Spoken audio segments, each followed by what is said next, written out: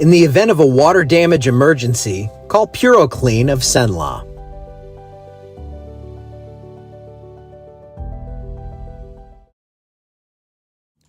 Well, hello and good morning, everyone. Fog is finally burning off. You have that right, Miss Linda.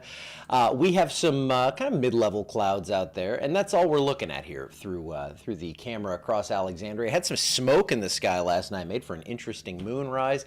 I posted the picture of that. It was pretty cool. I mean, that's the kind of stuff you always look up. You never know what you're going to see.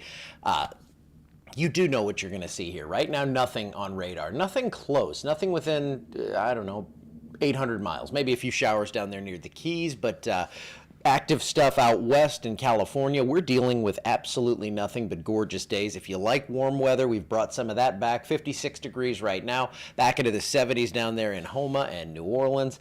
And it looks like for today, we're going to see those winds turn more toward a southerly direction and start to bring in a little moisture. Typically, that's ahead of a system. In this case, that system is going to be not really connecting with the moisture. It's going to happen just to our east, so we could see a sprinkle or two out of this, but I don't think we're going to see much. So not much going on now, but I do see in the future, I always talk about this, but this is a really good signal.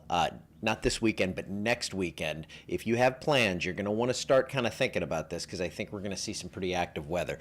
For today, upper 70s, could see some low 80s across the area, and then the only severe threat today, way up in the northeast there, New York. Could see a few severe storms near Boston, northern Pennsylvania, around Scranton if you're an Office fan. That's where it looks like the weather will be active today. Now you can see that the moisture's coming in here from the south. And it looks like everything's kind of, pumping up this way, but then that system sweeps onto the east. You see all that activity out to the east. So this one is not going to give us a big impact locally. But as we get toward the middle of next week, you can kind of see things starting to cloud up again. I think it's going to be more towards Saturday, Sunday, Monday. I think we get into a pretty active pattern, though, because we're going to see one or two pretty large systems come out of the southwest. And in a La Nina year, I expect these to go a little further north, but occasionally they do dig far enough south to give us some showers and thunderstorms down here, and it looks like that will be the case late next week or weekend. No rain, really, for the next 7 days. Oops, I'm so sorry about that. To you guys, not the microphone. He can take it. 83 degrees on Friday. Could see a couple of 80s today and tomorrow, but I think Friday and Saturday, really warm. It was a little too warm for me yesterday.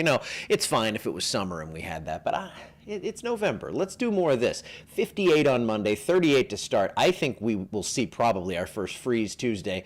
So if you do have a big garden out there, you have stuff you need to start thinking about covering or picking, getting it done early.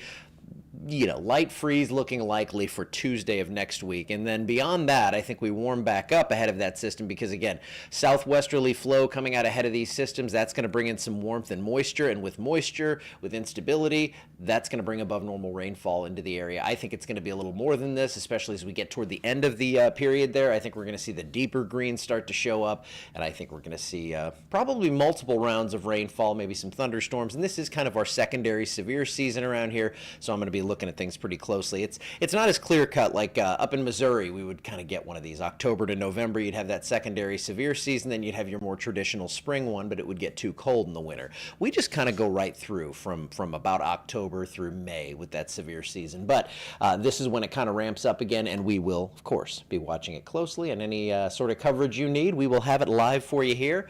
And I'll have you another live update tomorrow. Oh, hey, Miss Carolyn, how you doing? I'm going to like that. And I'm going to get on out of here because we have some stuff to do today. And I will see you back here tomorrow.